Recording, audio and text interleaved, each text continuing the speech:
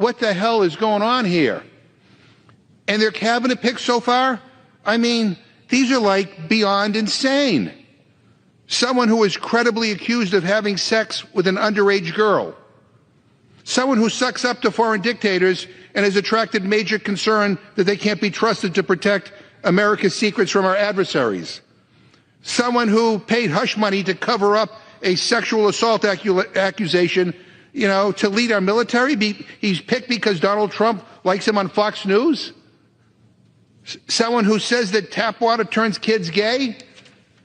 I mean, this is the dream team? This is the dream team? Really? I mean, seriously, it would be funny if it weren't so sad.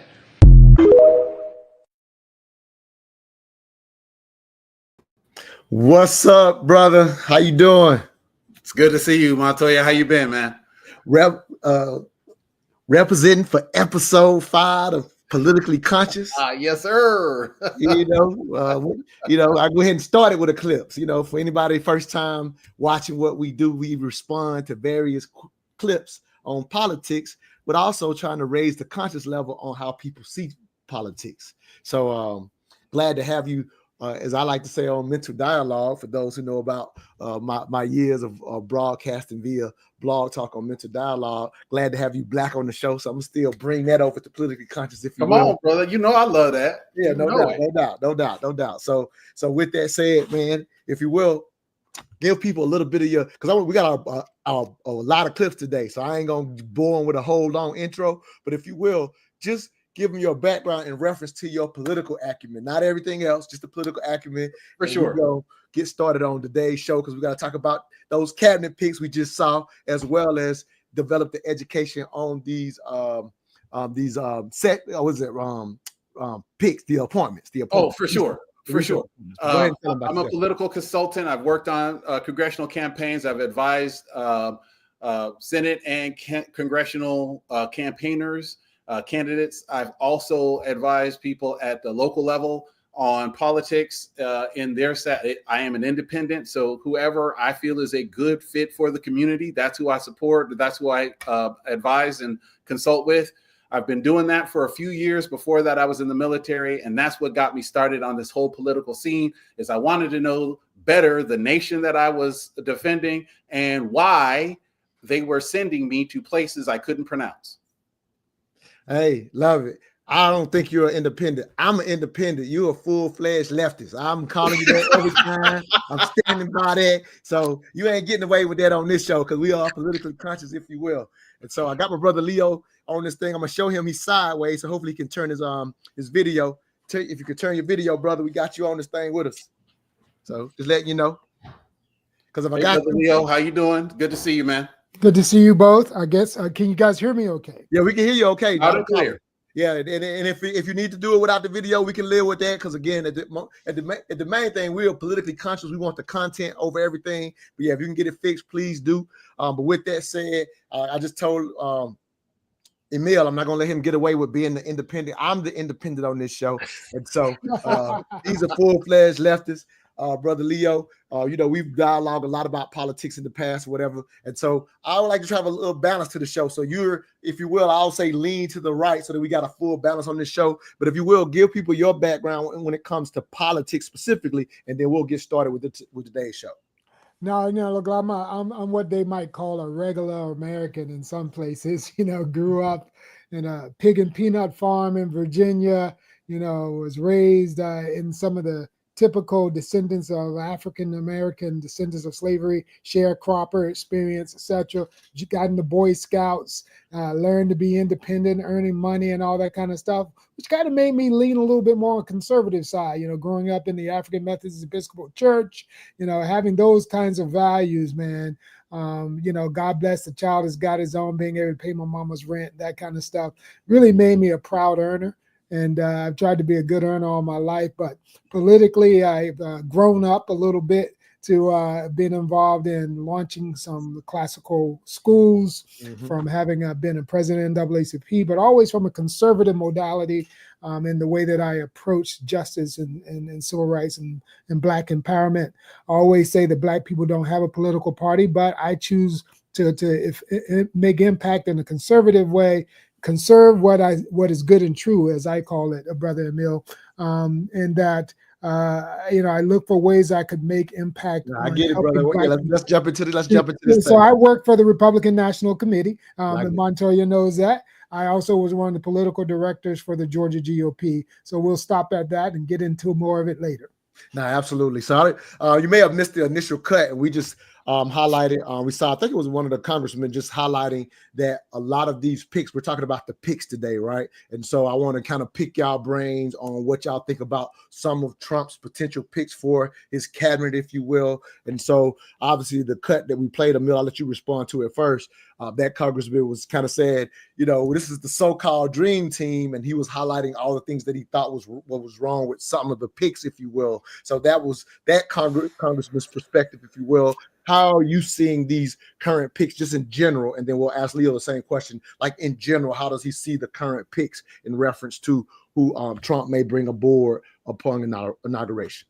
So I'll be very blunt that prior to stepping down, Matt Gaetz was a terrible pick for the Attorney General, and there wasn't a person alive who didn't know that already. But he made that choice, and that's the president's prerogative. He gets to choose who is in his cabinet, and he gets to choose thousands of other people who are in his administration. I agree that some of the picks did not make sense to me. There are some of the picks that wouldn't pass muster for the position for which they have been appointed. In other words, if you are the Attorney General or appointed as the Attorney General, you should be able to pass a background check for the people you oversee. The same FBI background check you should be able to pass. Matt Gaetz would not have passed that. And that goes for all of the picks. You should see a consistent professional approach. That doesn't necessarily mean insider, right? You can bring outsiders into the cabinet, but the problem I saw that the congressman was very clearly expressing was perhaps many of the people that he's picking do not have the bona fide credentials to lead some of the most complex and some of the most scientifically and politically complex organizations in America. Now, what are those qualifications? I really can't say what they are, but I can say what they are not. And one of the things that I've seen is what they are not being picked over and over again in this administration. Leo, how do you see the potential selections for the cabinet from your perspective, brother? I'm not surprised that any of the picks that Donald Trump made here in his second term. In his first term, he was a wee bit conservative, not as knowledgeable about what powers he could execute based on the spineless character of all the people that he would meet in Washington and he would work with and against and for. And now that he knows that Washington, especially Washington Republicans, my former party mates, have basically been spineless and standing up for justice and reason. And so therefore, and I'm a Republican saying that, and therefore Trump knows this time that he could come with the ridiculous. And in true form of The Art of the Deal, Montoya, which I'm sure you're familiar with, one of his first books that was written with him and as a biopic for him, he goes extreme, knowing that he's going to get some fairly extreme appointees coming after this, and that they will seem normal after he throws out the Matt Gaetz of the world. Now, and I was curious if that was some of what we were seeing. And so you do feel that, yeah, some of it is let's throw Matt Gaetz because of who he really wants type situation or whatever. So, yeah, I was curious if you thought that was at play, with that selection, if you will. And so I'm going to share the screen real quick because I want to highlight, the person that I feel most curious about just based on the role I feel like I played in the early part of the pandemic. Some call it the plandemic, if you will. And so I think, Leo, you know this, in the middle, I do an audio show, but I was on YouTube real heavy trying to just give people the correct information because people didn't know the information. There was a lot of misinformation. And so it was near and dear. So this pick was a little curious to me. So let me share my screen and show this video. And I want to hear y'all thoughts on it as well. So let me share my screen. And I'll play this video from CNN just to. Emille, can you see the screen? Because I want to make sure I got it right. Can you see that screen? No, I can't see it yet. All right. Maybe I didn't do it right. So you just see me right now on the screen? Y'all don't see a screen pop up? That's right. All right, something. Okay, I see it. Sorry, y'all. I'm still working through. Here you go, right here. All right, there we go. You can see a screen now? Nope. Oh, I see you. there we go. Okay, I got it now. Well, enemies. All right, I was trying to get through the commercials, but it makes me do them first. All right, commercial's pretty short, They y'all. are unreliable. Dune is on the list. That's all right. You can hear it, right? Dune prophecy. Hear loud and clear. On Max. All right. On the subject of our RFK Jr., Bulwark unearthed this video from August 2020, where they say RFK Jr. was implying that the U.S. government might have actually planned the COVID pandemic. Take a listen.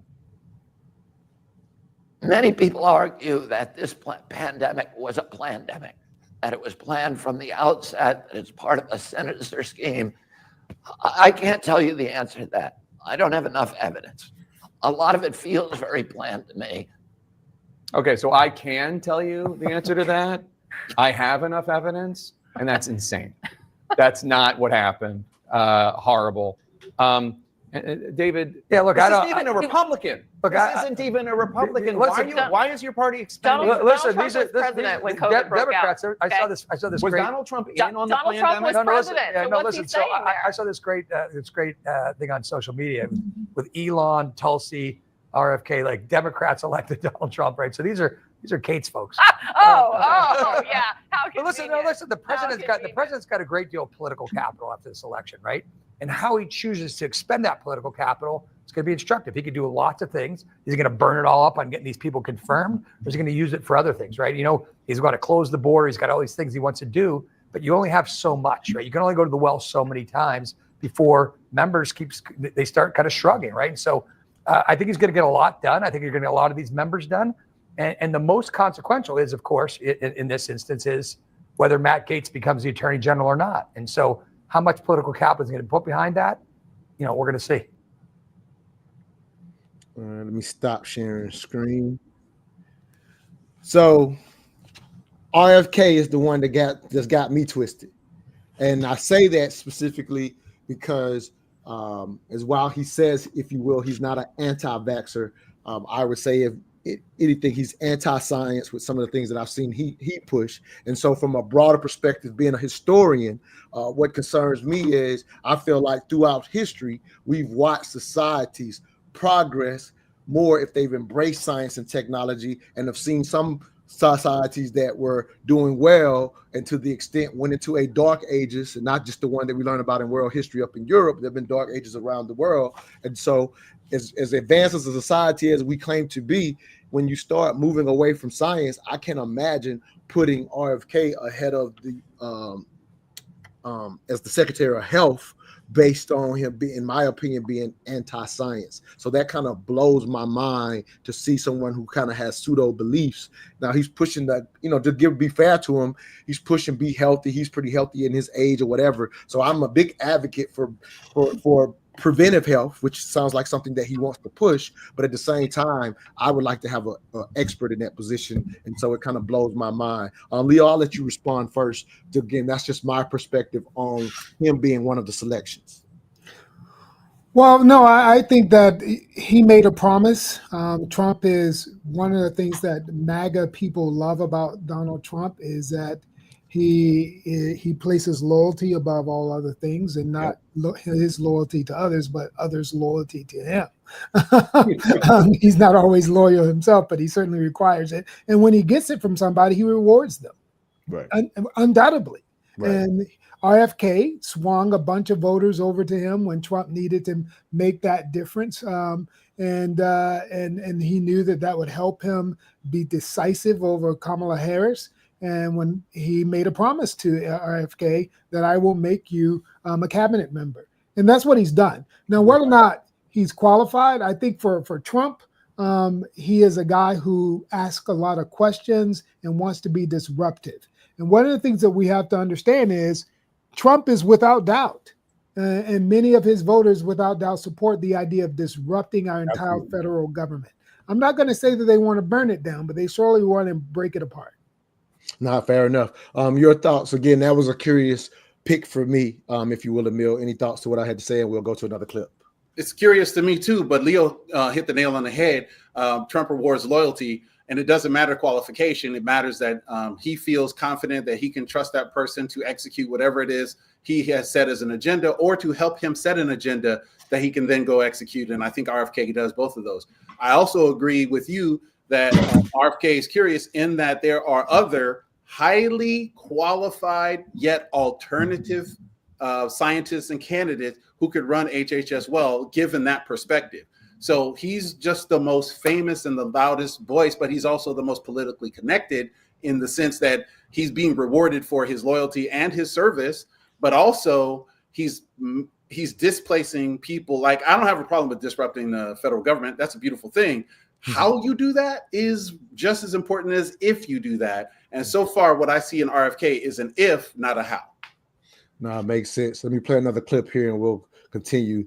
I've made it a living hell for the swamp rats, and many of them are retiring now. If the Republicans are in the majority and I have subpoena power, I will personally investigate BLM like I'm a Soros-funded prosecutor going after the Trump organization. We're ashamed of nothing. Seize the day. We're proud of the work that we did on January 6th to make legitimate arguments about election integrity. We are going to go after this administrative state, and we're going to start at the Department of Justice and the FBI. We either get this government back on our side, or we defund and get rid of, abolish the FBI, CDC, ATF, DOJ, every last one of them. Those are his words in public. This is who Matt Gaetz is. And so here's what we're making sense of right now.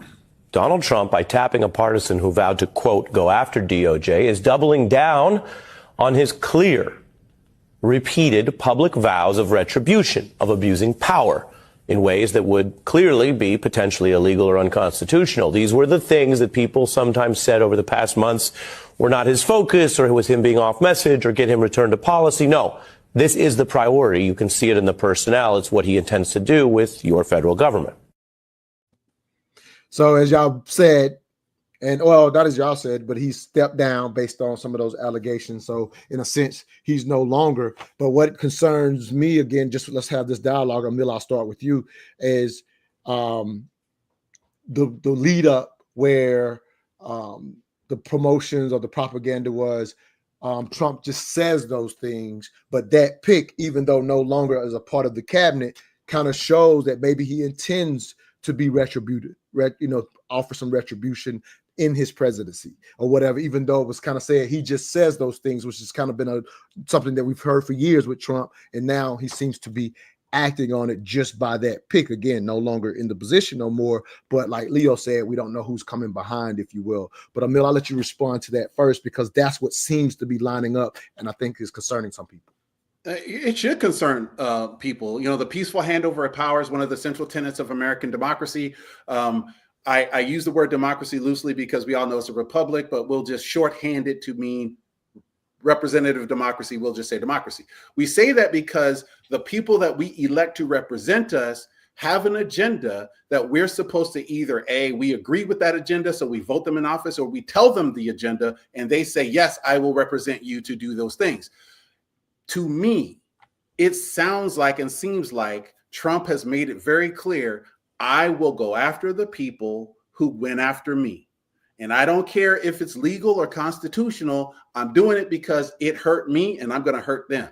Now, whether or not that's true is different. I didn't follow every single case that he was in, but what it showed me was if there's an abuse of power, he's deliberately making it. Whereas I can't say it was deliberately done, if it was done at all, in prosecuting him at the state level, the federal level, different jurisdictions. I just didn't see the pattern that he's claiming. And the other thing I'll say is it's hard for me to agree with somebody who feels that they're going after him when in fact you admitted to doing some of the stuff they accuse you of. So if you did it and they're following up with justice based on the fact that you did what they say you did, then there's no call for retribution unless you have something in you that determines this is what I feel is justice, not what is justice, but what I feel is justice. And to me, some of the picks I recognize are more along those lines because the evidence seems to be pretty damning in some of the things that they've accused him of.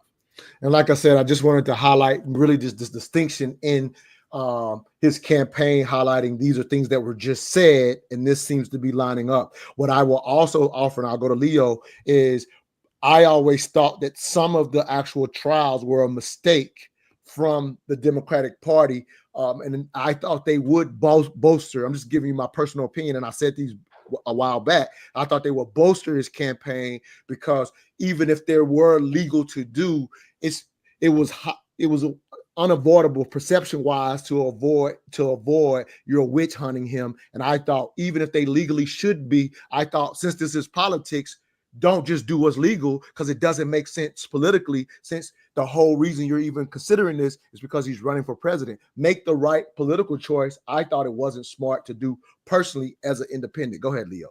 My mother used to say that if you're going to be right, you better don't be dead right. And what she meant by that is don't not only come straight, but you got to deliver it in the right way. And when you deliver an accusation against a bully, against an amoral person who Trump is, right, you better make sure that that accusation sticks, that has merit and can be reasoned. And without a doubt, even amongst my pro-democracy colleagues and friends that I've worked with who are operatives to lawyers, many of them got really, really sort of that Trump derangement syndrome scale of, I just hate this man and I'm going to go after him no matter what. There were people who were being very partisan as they made allegations and presented cases and lawsuits.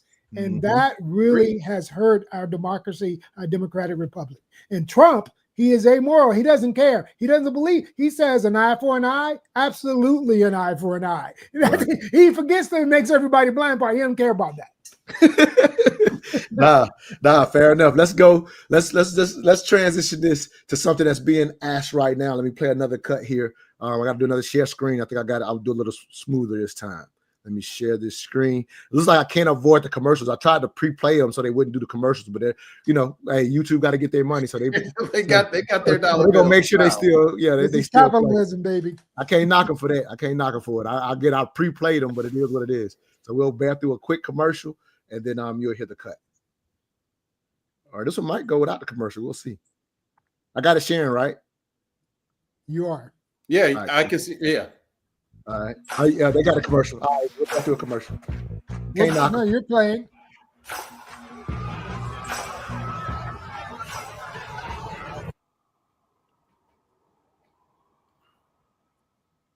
Reverend Al Sharpton criticizing President-elect Donald Trump for not nominating an African-American member for any cabinet position, I should say, yet. There are some spots to fill. Now, to be clear, he has picked some diverse candidates to be part of his overall team and also in his cabinet. But again, as of now, there's yet to be a Black American picked for a cabinet-level slot. Joining me now, one of Trump's top allies on the Hill, Republican Congressman Byron Donalds of Florida. Congressman, you have been a very vocal and effective surrogate for Trump and for his campaign and, frankly, the Republican Party. What is your response to this criticism? I think it's criticism where people are upset that they still lost this election. And so if you were going to ask Reverend Al or anybody else in the Democrat Party, they're still licking their wounds about the fact that this did not work out the way that they thought it was going to. That being said, Donald Trump's cabinet is about people who are going to implement his agenda. And he's not done, by the way. You have Susie Wiles, the first woman ever to serve as chief of staff. You have Marco Rubio, a Cuban American who's going to serve as Secretary of State, representing America across the globe when it comes to foreign policy. You have Tulsi Gabbard going to be at DNI. So many others that are coming, and there's still slots to be filled. So I think everybody needs to pump the brakes and just wait and see what happens. Do you think Democrats are putting form over substance? Absolutely. Look, even if you look at how the Democrats filled the Joe Biden cabinet, they wanted to have a piece of every identity, but did they get the job done? Did they actually serve the interest of the American people? Because here's what I know. Whether you Black or Hispanic, if the border is unsecure, Alejandro Mayorkas, if the border is unsecure, does that help people in their everyday lives? No, it does not. And so what Donald Trump's election is about is bringing competency and reality back to DC in the White House, making sure that the job gets done on behalf of the American people, regardless of their race, regardless of their religion, regardless of their creed. All right. Leo, I'll let you jump in on that one first.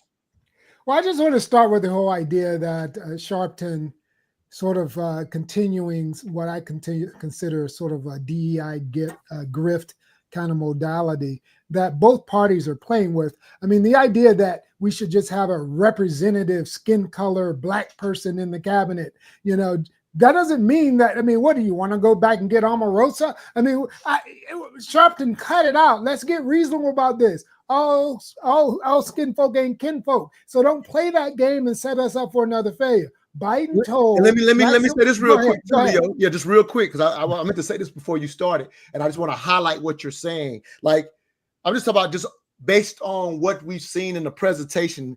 We spent all these years, not we, I shouldn't say, but many of people on the left, if you will, spent plenty of time highlighting how racist Trump is, right? Which I think is a dumb game to play. 80-year-old men are inherently racist if they've been in this country that long, right? That's whether it's Trump or Biden. That's my personal thoughts on that. But I'm just highlighting, you spend all that time, it ends up being silly to say, well, why don't they have any black? Again, I'm just saying it just ends up being silly when you paint this one picture and then turn around and say, well, why aren't there any black people? So to your point, Leo, is absolutely just a grift to get basically clicks, is what I'll call it. But go ahead and finish what you were saying. I just think it's absolutely silly that you make this man be Hitler and then turn around and say, why aren't there any black people? I'm just talking about how silly that concept is. It's not even politically involved, but I hate the identity politics, which I always say on this show.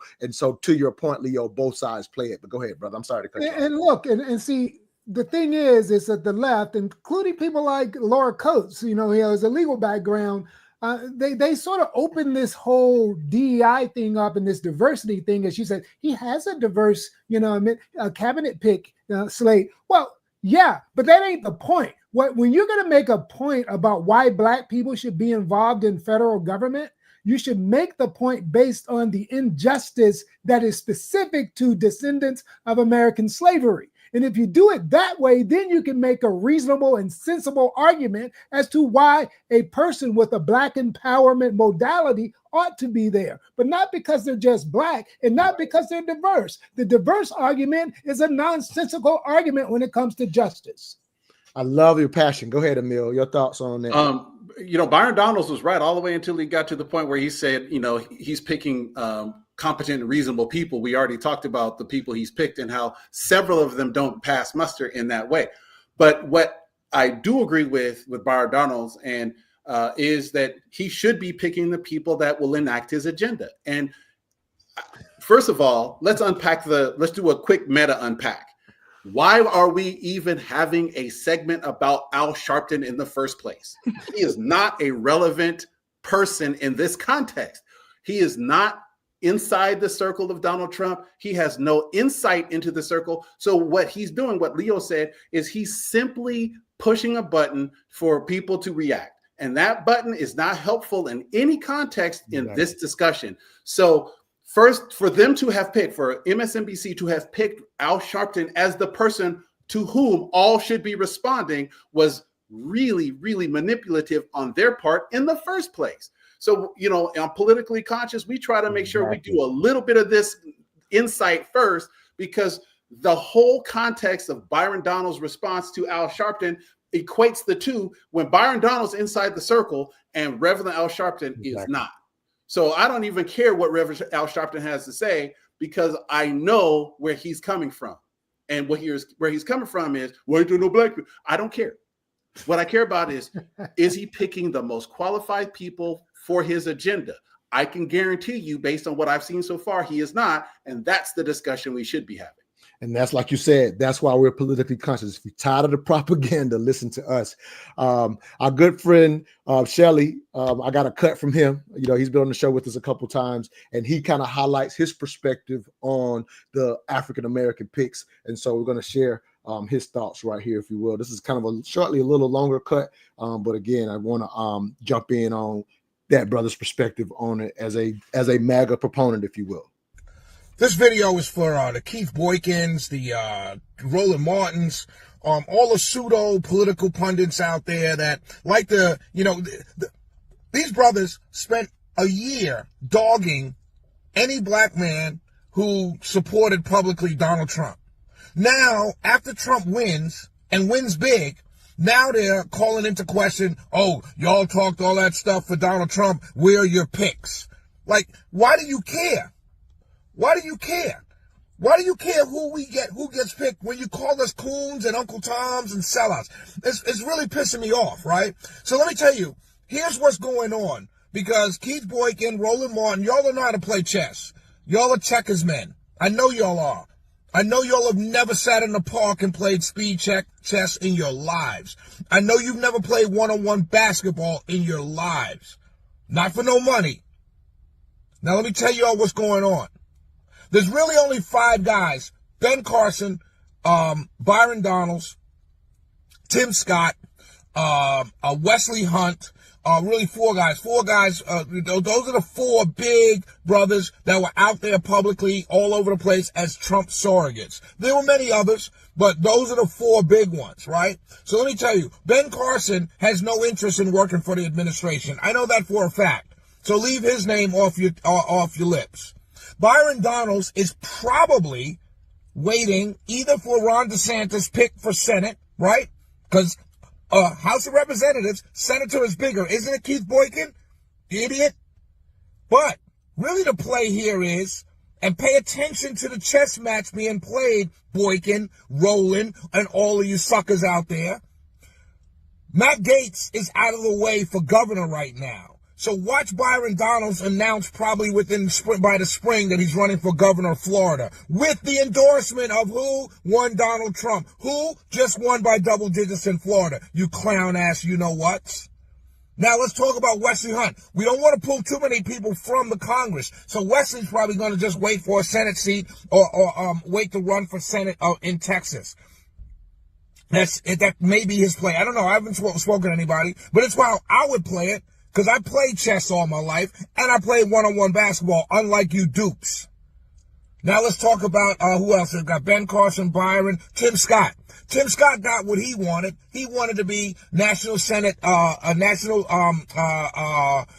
Senate committee chair. He is the chair of that. Guess what that job is, you idiots? Raising money for Senate seats and getting senators elected as Republicans. That is probably one of the most powerful positions in the U.S. Senate, besides majority leader.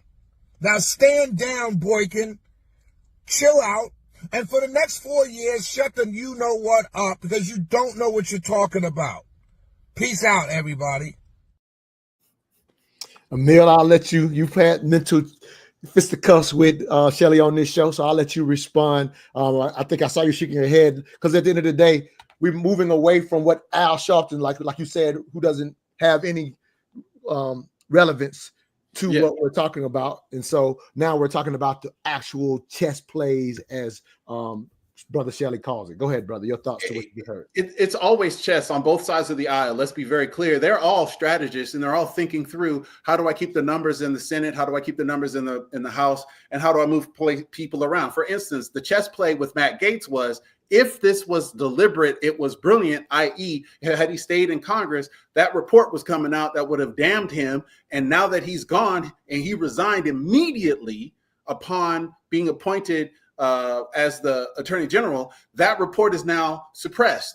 Will it come out? Who knows? But if it does, he's not a congressman in that position of jeopardy. So that chess play alone was pretty powerful. But let's talk about more chess in the context that Shelley mentioned. These people are pushing buttons and pushing dominoes down. So the point is, are you seeing a very deliberate strategy to place whom he, Donald Trump, believes are the right people into different places and positions? I believe that his team and him have come up with a great plan to place people in the appropriate positions. We'll see if it pans out. But Shelley's 100% correct. If you're looking at the surface, you're looking all wrong. And yes, you do not play a chess game using checkers pieces. You got to really think through the domino, second and third order effects. And once you do, you'll see that a lot of what he's doing, what Donald Trump and his team are doing, is actually kind of brilliant in the sense that they're trying to make sure that the Senate and the House stay in firm Republican control while pulling out of the House and Senate the talent that he says he wants. And, you know, this is a quick reminder for anybody that's watching or may watch this, and this is a very simple thing I'm going to say and I'll move it over to Leo, is he's been president before. So for as alarming as some of these picks, what I think I heard Leo say at the beginning of this broadcast is, to a degree, I also consider technically, lame duck president is what he'll be, right? Since this is his second term. And so maybe there's some more risk associated with it, because Leo said his first time coming around, he kind of took a conservative approach. So I'm not surprised the second time around maybe he takes more risk, if you will. But to your point, Emille, there's a lot of strategy into it. But if you just listen to the news, and not to just knock the news, but they're just going to paint it very simply. And clearly that's not what's going on here. Go ahead, Leo. It bothers me greatly that Shelley's assessment and Emille's so right about people like Roland Martin, who I respect as a brother, as a man who tries to pay attention to politics. And I think he has an eye towards helping Black people too. But I think he also internalizes the white mythology that Black people are stupid. And he pivots with this scare tactic, this boogeyman kind of approach to everything that doesn't help Black people overall when it comes to learning to look ahead, to see the big picture, to know how to play the chess, to get yourself prepared for long-term leveraged moves. And both Emille and Shelley Winter, we may not agree in ideology, but they understand rubric, they understand critical thinking, they understand long-term planning and strategy. This is what all Black people need to learn so that we can reject this culturally based nonsense that people like Roland Martin are dumbing our people down with and making us less powerful. Because the fact is, yes, it's the National Republican Senatorial Committee that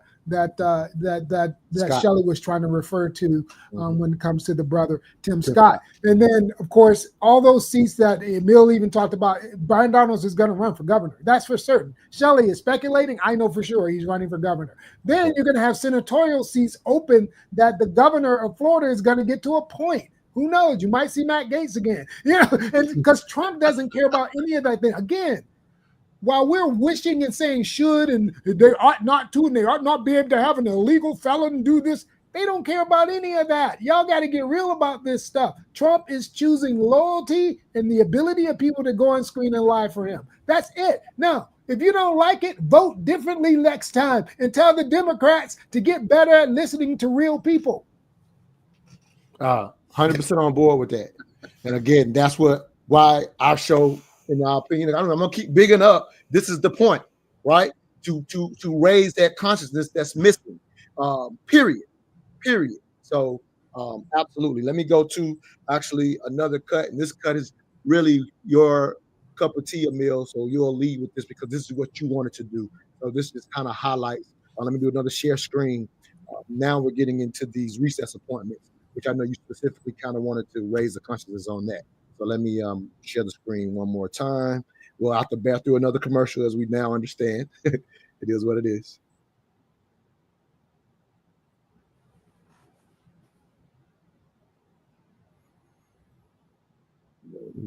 Make sure that's hello. Not this one. Okay, here it is.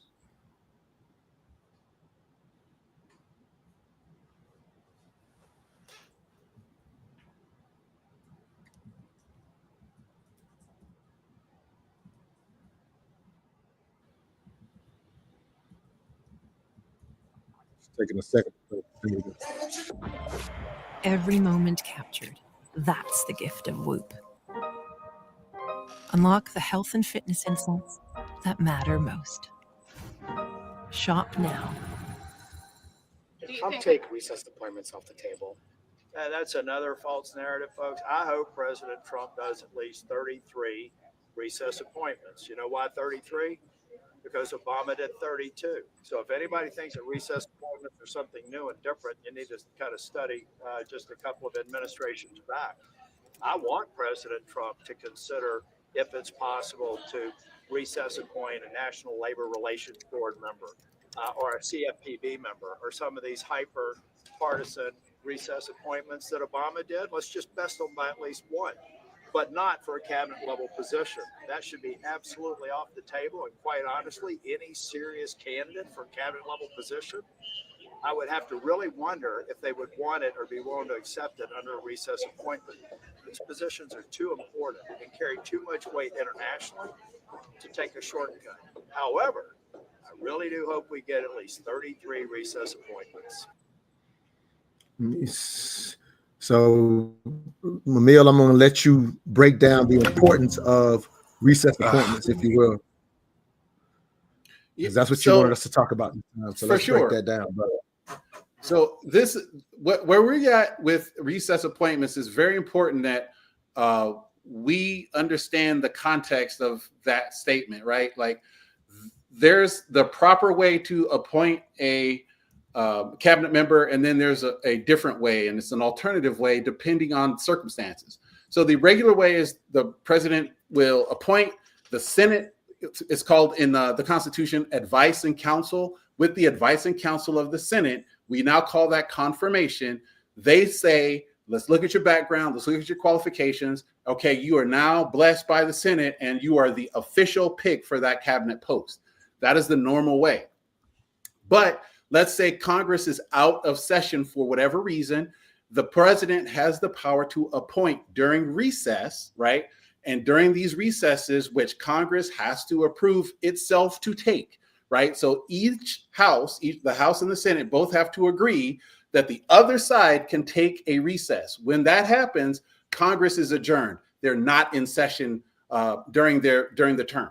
When that happens, the president can still appoint someone. It's called a recess appointment, and it lasts until the end of the next adjournment of Congress. So between 11 and 22 months. And the reason why this is important is because you can bring somebody into the federal government, into a cabinet level position potentially, and definitely within the administration, without having to go through that filter of the advice and counsel of the Senate. Why is this important? Because people are scared that he may make a bunch of recess appointments. Now, you heard the senator talk about, Obama did 32 and Bush did a bunch of them too. It's not uncommon. The point here is that it could be misused or abused, and that's what people are concerned about. But if it does, there is a check and balance. The check is time, right? The time frame is if it does happen, and again, Congress has to agree to be out of session. And in fact, they limited President Obama's ability to do this because they stayed in session but took breaks. So they didn't formally adjourn. The formal adjournment is a resolution by the House that the Senate can adjourn and a resolution by the Senate that the House can adjourn. When both of them agree that they can adjourn, then the House is in a proper or official recess. If that doesn't happen, there is no recess appointment. So the way that the Republicans stymied President Obama was by not necessarily taking that formal adjournment, so he couldn't make those recess appointments. He may have made more had they not done that tactic, but that was a tactic that they used against him. Again, not uncommon. So the question that we're looking at and sort of the concern is that he's going to shove in a bunch of people into the federal government, into those positions that should have the advice and counsel of the Senate. How many positions? About 4,000 positions are appointed by the president within the federal government. Of those, about 1,200 are Senate confirmed. No president fills 100% of those. So you might get around 900. President Biden is at about 700 out of those 1,200 total, right? And he's made some recess appointments as well. So it's a really tough process to get all 1,200 of them confirmed. In fact, the Senate just confirmed last week one of President Biden's picks. Okay. And that's 2 months before his handover of power, right? So we're talking about a specifically very difficult process to get through the Senate, especially in a timely manner. So this recess appointment is allowing the president to keep the federal government operating as they see fit without necessarily having to go through the wickets of the Senate. But at the same time, it could be misused. And that, to me, is the concern people are feeling. So Leo, yeah, I'm learning from Emille on this, and again, this is why I pick people who are politically astute. I'm, naturally a moderator, and so I'm assuming a lot of people watching or who will watch this later are learning as well. Do you see the recess appointments as an important aspect of the administration and politics, brother? How do you see that? I mean, absolutely it is. And the brother Emille is very astute in his expertise on this. It's wonderful to listen to him make it plain. Mm-hmm. And the fact is that, Reagan had 232 recess appointments, I believe. And then Clinton had a good number, and then they blocked 119. I think he might have had 119. Yeah. So I learned that from Emille. I didn't know that till right so it's a real thing. And now we sit here now on the eve of holidays, and we're supposed to go into recess for the holidays, but yet the chess is being played. There's a reason why some people don't want us to have a budget approved so that they can stay out of recess and keep Congress open so they can block Trump from doing these kinds of things. And so the game is being played. There are many and multiple ways to stop Trump, to limit him from these recess appointments. And as Emille pointed out clearly, I know there's a lot of emotional outrage about the idea of a recess appointment, but it's actually fairly normal in our system of governance. And I'm so happy that Americans are learning more about government. Hey, that's politically conscious. That's our goal, is to raise the conscious level. And obviously to a degree, specifically based on people that know my background and know Emille, and like I said, the things that are important to you. That's why we invited you on, Leo. We want to raise the conscious level because tired of being driven by identity politics. And I harp on that specifically because, again, both sides play it in very, very. I'm sorry, I should say the word very. They don't offer the information that's needed to become more informed, which we both have talked about why that is intentionally done to a degree. And so I'm challenging, to raise that consciousness with this show. And so definitely appreciate, both of you in response to that. Go ahead, Emille.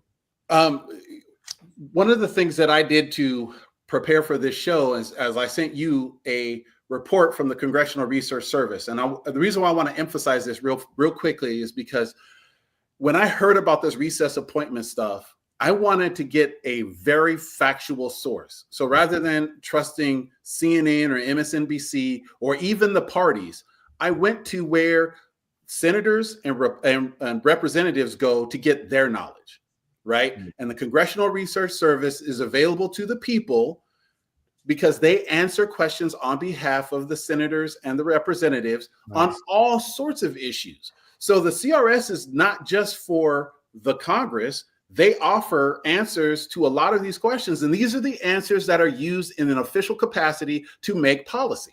So the CRS is an incredibly powerful point. Yes, it's not partisan in the sense that a Republican is running it but Republicans and Democrats have appointed people to the CRS, and therefore there are some checks and balances within that system. But for the most part, what you're getting is the most clear fact about something that affects Congress. In this case, the CRS asked and answered the question, what is a recess appointment and how do they work? And that's where I got this data from. And it was very thorough, and they have all their citations and all their sources. So you're getting a great way to learn about how the government works from the people who answer the questions for the people we elect.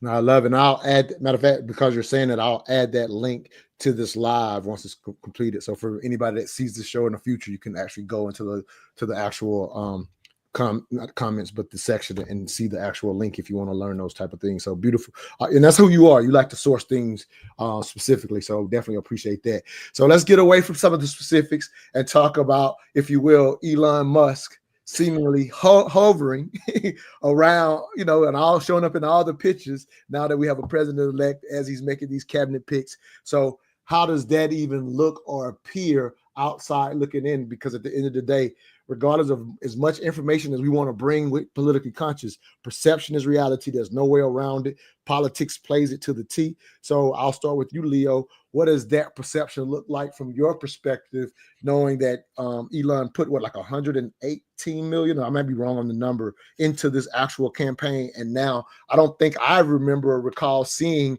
a big donor hanging around the president-elect to this degree. So it does look a little alarming even to myself, just because I don't think I've seen it. Any thoughts, Leo?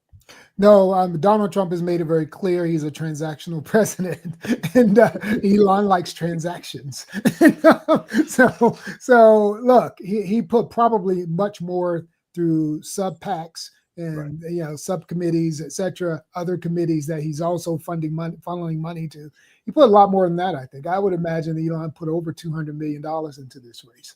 Okay, he's promised even more. Remember, he was giving $1 million gifts to people just for registering.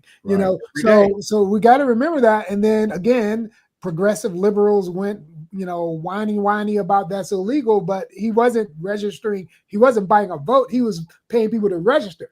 Yeah, like whoever they want who registered. So it wasn't loopholes. And so transactional is the way our government is going to work for the next 4 years. Is actually the way it always works, but some people just are more open about it. Trump is open. He doesn't care if you see his dirty drawers. So he's letting you see them. Because you know why? Because Trump wants you to know I was right. It's rigged. When he first ran, before he was even elected, he goes, "The whole system's rigged." How do I know? Because I operate in it. Yep. And now he's president, and he's like, "See, I'm going to show you how rigged it is." And he's bringing on all these guys who are going to work it for their interests.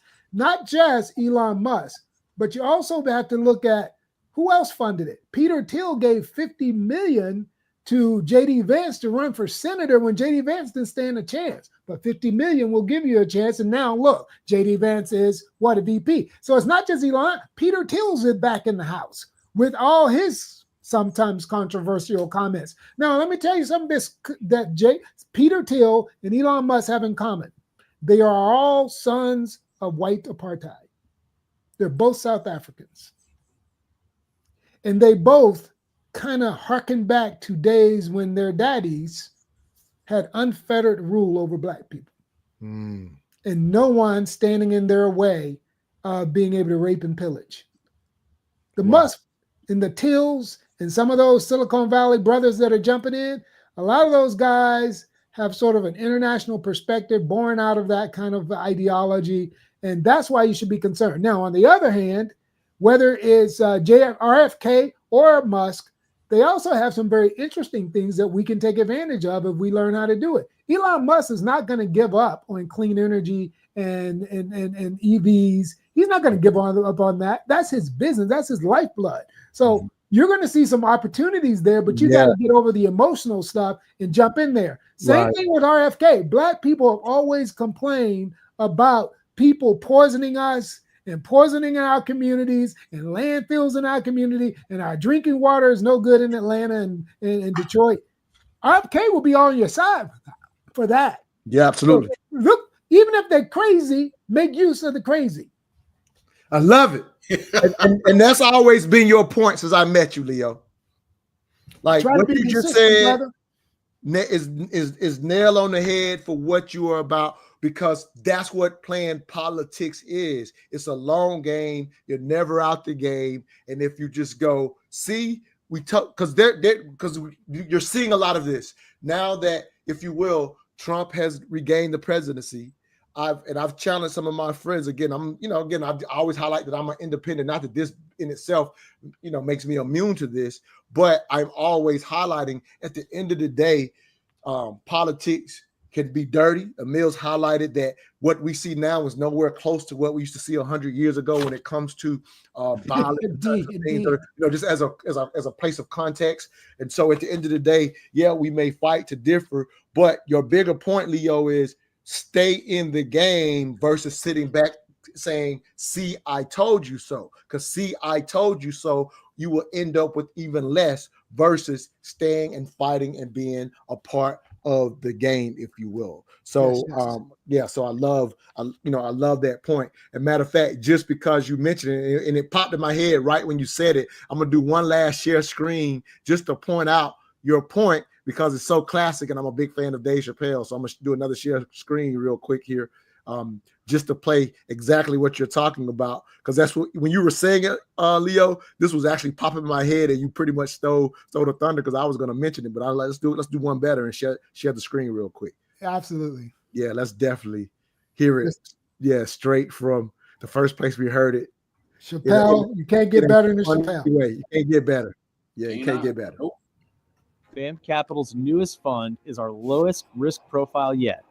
It will be backed by institutional. And I'm watching the news now, they're declaring the end of the Trump era.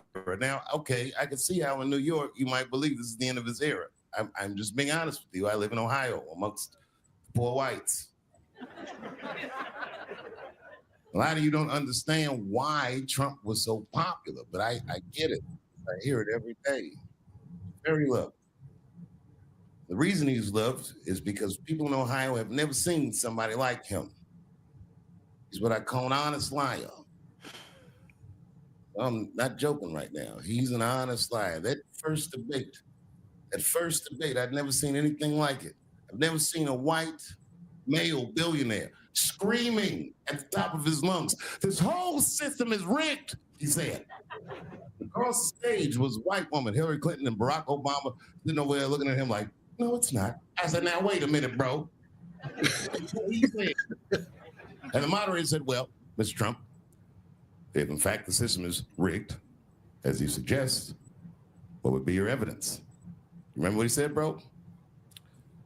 He said, "I know the system is rigged because I use it." I said, "God damn." And then he pulled out an Illuminati membership card and chopped a line of cocaine up and did it right at the podium.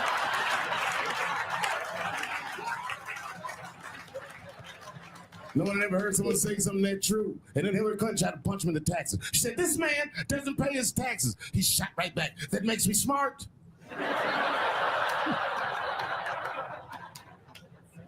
And then he said, "If you want me to pay my taxes, then change the tax code. But I know you won't, because your friends and your donors enjoy the same tax breaks that I do." And with that, my friends, the star was born. No one had ever seen anything like that. No one had ever seen somebody come from inside of that house, outside, and tell all the commoners, "We are doing everything that you think we are doing," inside of that house. They just went right back in the house and started playing the game again. I'll stop with that. But that just solidifies your point, Leo. It is absolutely the case, brother. Look, people will ask, how do some Black conservatives tolerate what they see? Now, don't discount that there are many Black conservatives. Not all of them are some of these groveling, grifting, bootlicking kind of. Some of them are like, the shit needs to be real. Excuse me, I know you're streaming on StreamYard, so maybe that's allowed. But we need to just be honest about some things. Right. So, when I'm up hanging out with progressive liberals in Malibu, they don't invite me to certain parties. And I don't even, and it strikes the liberal Black people in Malibu as like, how did we not know about that party? I'm like, because they're racist. But when I'm hanging out with white Republicans in the South and it's obvious and clear, I prefer the obvious and clear. See, I can build from that. I know what to do. I know how to take care of mine, but you can't when you're sitting there and you spend 40, 50, 60 years playing with a team that ain't even about you and you didn't know it. But when you know they're not about you, that's what Trump is trying to say. They ain't about you anyway. You've been looking at Rex and Scarlet and thinking that slavery was for you. It wasn't for you in the first place. It was for the white elite. And they still playing that game of tricking the dumb white folks. Absolutely. Trump just says, "Hey, look, y'all are dumb. I love the uneducated. I love you because you're dumb. And let me tell you, you're dumb." Hey. And Black folks have been screaming that for a long time. And so there are a lot of Black conservatives that, let's disrupt this thing and let people see what's real. Nah, fair enough. Emille, I'll give you a last thought. We're at the end of our hour, if you will. I'm going to share a cut that I meant to share for the last show just to kind of remind people, because one of the things that I advocate is not to lose friends and family over politics. I absolutely respect, how much fervor people put into it.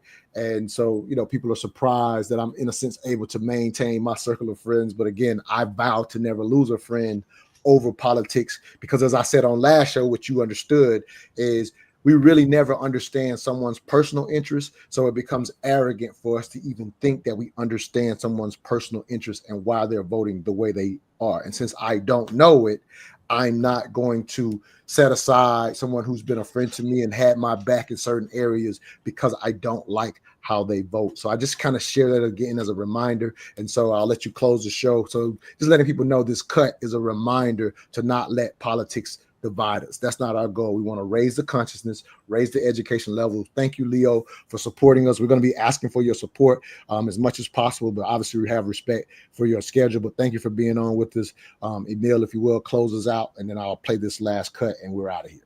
For sure. Dave Chappelle was absolutely right. And it's funny that Black working class folks do not fall for it the way white working class folks do. And I'll be very blunt. Sometimes they define the working class, but they forget that the vast majority of Black people in America are working class by whatever definition they want to use. Okay. So it's not working class people that he appeals to, it's white working class people that he appeals to. And that's a very fundamental point that needs to be made, because Dave Chappelle said it in his clip. He lives in Ohio around mostly white working class folks who have never heard how the okie doke works. Black people in America, we know how it works. We have been played the okie doke for centuries. So I never discount the political or strategic savvy of my people. I just remind us that we need to apply that savvy across the board. We do have the skill set to prosper in any situation because we've demonstrated that skill set. Now we just need to remember that if somebody we don't like is in charge, we should have agents inside the house who can play the game that he's playing on our behalf. And Leo said that earlier, and I am 100% behind him.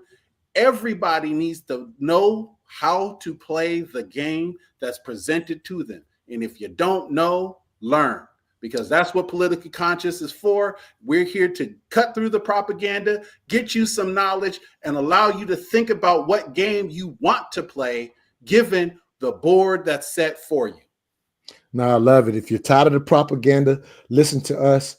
This cut comes from Erica Lachey, again, just reminding us not to let politics divide us. We'll promote, we do pop-up shows. We're not a regular time. So just kind of follow us on Instagram at mental_dialogue. Absolutely make sure, let me remind y'all to subscribe to us on YouTube. That's the best way to get notifications of what we're doing. So let me post that real quick and then we'll close out. Subscribe to mentaldialogue.com on YouTube, and we'll close out with this actual video from Erica Lachey. Both of my guests, y'all will just remain on after she plays. We'll end the live. Y'all stay on with me. I think this past week has shown us that just because you're loud doesn't mean you're right. And just because you're loud, it doesn't mean that everyone agrees with you. I said this over a week ago, that all this gangbanging and insulting everyone that doesn't agree with you is going to make you very ill-equipped for the real world. The essence of communication should be to get an understanding. And if we can only communicate with people that agree with us, then how are we supposed to progress as a people? What I personally try to do is to directly focus on the things that I can control. I can't control what other people are going to do. I can't control their values either. The only thing I can control is my response to what they do, and my own values, and my own ambition, and my own drive. And to be real, that's the only thing that truly has an instantaneous effect on my life. So why would I give time and energy to anything else?